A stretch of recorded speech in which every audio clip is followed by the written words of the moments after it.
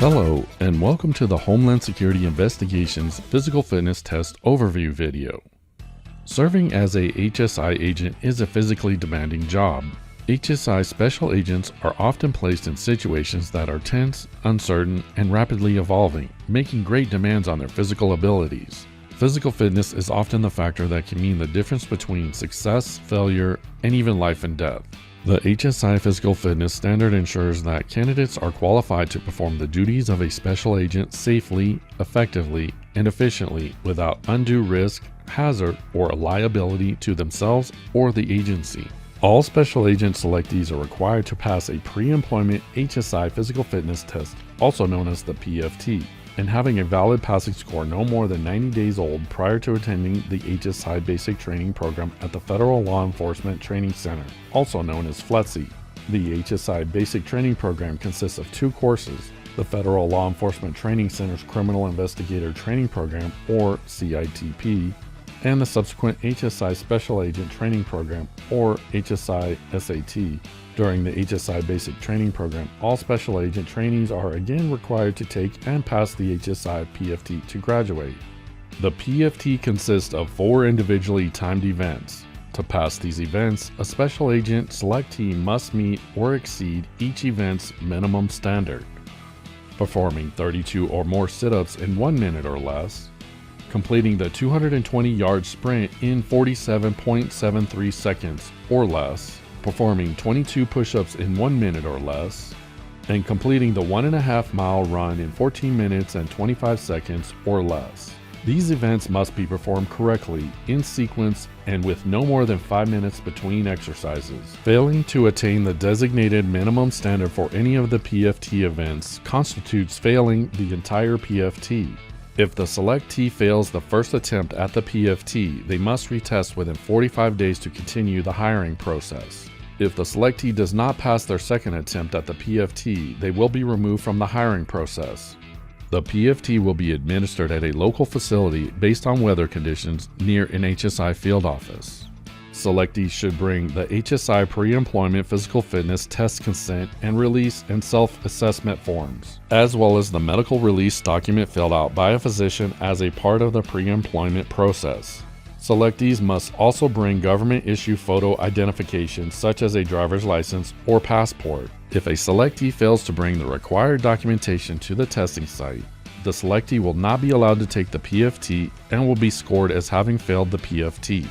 The HSI PFT is administered according to strict protocols.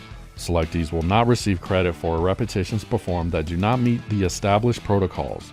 Up to 10 minutes will be given to warm up and stretch before the test starts. Sit-ups measure muscular endurance of the abdominal musculature and trunk strength. Selectees must complete a minimum of 32 proper sit-ups, and the event is scored according to the number of proper sit-ups completed within 1 minute.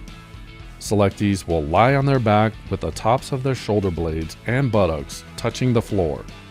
Arms held across the chest. The selectees' knees are to be bent at a 90-degree angle and their feet placed flatly on the floor. A partner may hold the selectee's feet in place at the tongue of the selectee's shoes and/or with the knees on the selectee's toes. Selectees then raise their upper body until the base of the neck is in line with the base of the spine and their back is perpendicular with the floor before returning to the starting position with the tops of both shoulder blades touching the floor. The selectee's feet and buttocks must maintain contact with the floor, and their arms must be held across the chest for the exercise's entire range of motion to receive credit for the repetition. Selectees may rest in the up position, which is when their back is perpendicular with the floor. Common errors seen when performing sit-ups include the following: not going all the way up, back not perpendicular, elbows not near knees. Not going all the way down, just the small of the back touching, not the shoulder blades. All the way up and down, but buttocks leaves the ground getting momentum. All the way up and down and buttocks on the ground, but arms break away from the chest. The event is stopped when the time expires. Selectees rest in the down position, which is when the back is in contact with the floor or when selectees cannot continue. No restarts of the event are authorized. The 220-yard sprint is designed to measure a selectee's anaerobic power and takes place on an outdoor track. Selectees start the event from a standing position, running 220 yards, which is half of a lap on a quarter-mile track. Selectees must complete the 220-yard sprint in 47.73 seconds or less, or it will constitute a failure for the event. Push-ups measure upper body strength and muscular endurance. Selectees must complete a minimum of 22 proper push-ups, and the event is scored according to the number of proper push-ups completed within 1 minute. Selectees start in the extended or up position with their hands on the floor, fingers face forward, and spaced 1 to 2 hand widths beyond the shoulders. Selectees' elbows must be pointed away from the body, arms fully extended, and their bodies held straight, with the feet no more than 3 inches apart and the toes touching the floor.